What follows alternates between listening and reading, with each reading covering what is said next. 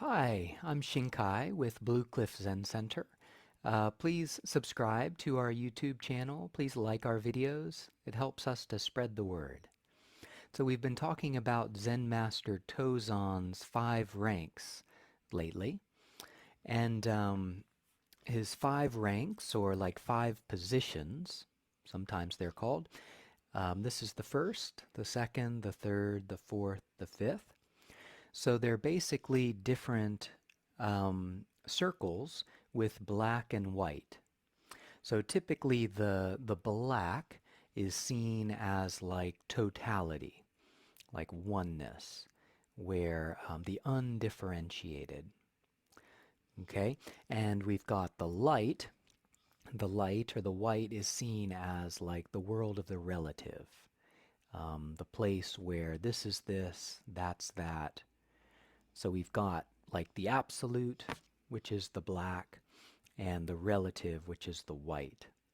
So these stages in somebody's practice, um, all of the stages are found within each of the stages in a way, but you can think about your practice and our practice in terms of like this roadmap of unfoldment. So I wanted to talk a little bit about the second stage today. The first stage is essentially like when the universe shows us something that we didn't know before. It's like a tap on the shoulder. It's like a potential, like the veil parts for us in our meditation practice, and we see something, or we get a sense of like a potential, a possibility.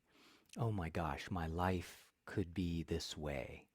We kind of see the truth in a way that we haven't been before. And people have this tap on the shoulder occur in different ways. But I wanted to talk a little bit about the second stage. So once we've had like this sense of possibility and we truly begin to sincerely practice, we essentially, this is about us aligning our life with the greatest truth that we can find, with this possibility. So this is the stage where we do practice, and it's almost like an aligning or like a purification process that we go through. In the Zen precept ceremony, we just had one last weekend, there's a period, a part of the ceremony called Sangye, where you're kind of reflecting on things from the past and making like intentions moving forward in your life. So this second stage is very much in line with us aligning our lives with our greatest truth. So we can feel a lot of stuff. This stage can be like a detox for us. We're practicing and we're not looking away. We're staying with it. We're being with whatever wants to come up in our practice. This can take on the form of physical discomfort. You can feel sick. You can get headaches. It's like a purging in a way. Stuff from the past, like karmic traces from the past, begin to surface and to come up into your conscious awareness for you. They have a poem with each of these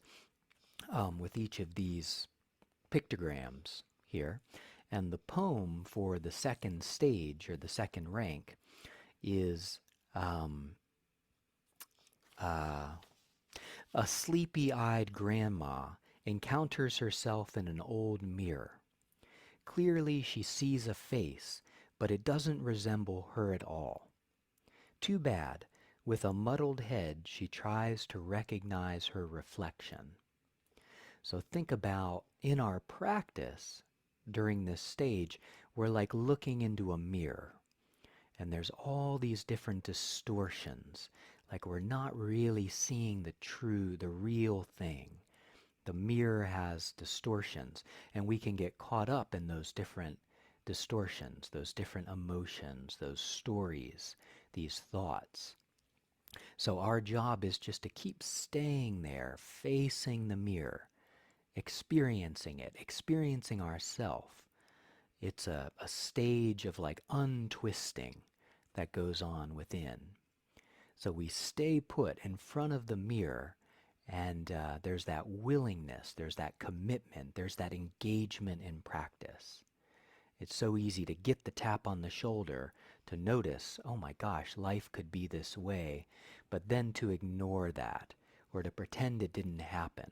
So many people turn away from the potential. But if we don't, when we engage and we lean towards ourselves, this stuff begins to come up. The distortions in front of our mirror, within our mirror, become clear. So this process of just staying put, practicing, experiencing, letting the clearing happen is very much what this second stage is about. Often people can have a lot of fear that comes up. They can have difficult memories, shame, all different kinds of stuff can come before the mirror and then integrate or release. So the key is to not suppress the stuff and also not to get involved with it. It's like we're taking the middle ground, just the presence, the openness, the allowing, just seeing this stuff and letting it do what it needs to do to resolve, to release.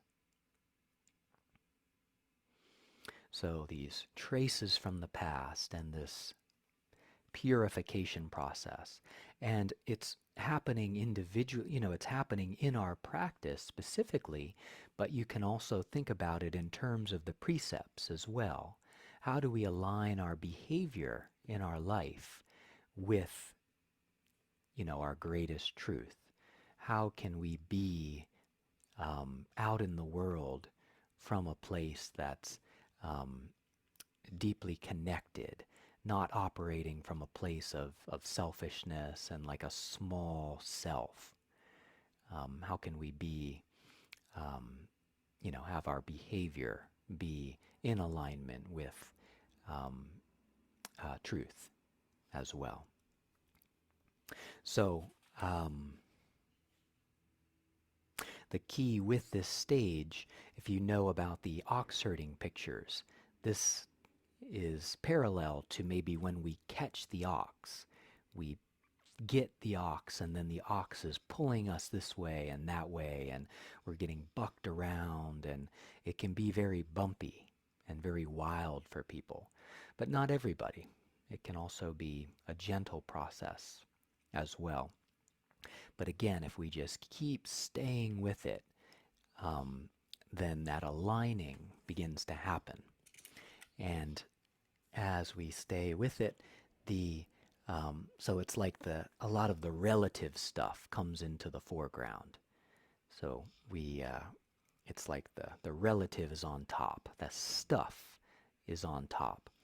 If we keep at it, then this third stage opens up for us, where the truth just comes through the very center of our being. And that's kind of the third rank. But wishing you the very best with your practice and just sticking with it, just staying with it, having a daily practice, sitting for 25 minutes a day. In the Rinzai tradition, often we'll sit 25, 30 minutes a day, good solid chunk of time to just be in this position of allowing, of being in front of the mirror and letting the distortions do what they need to do.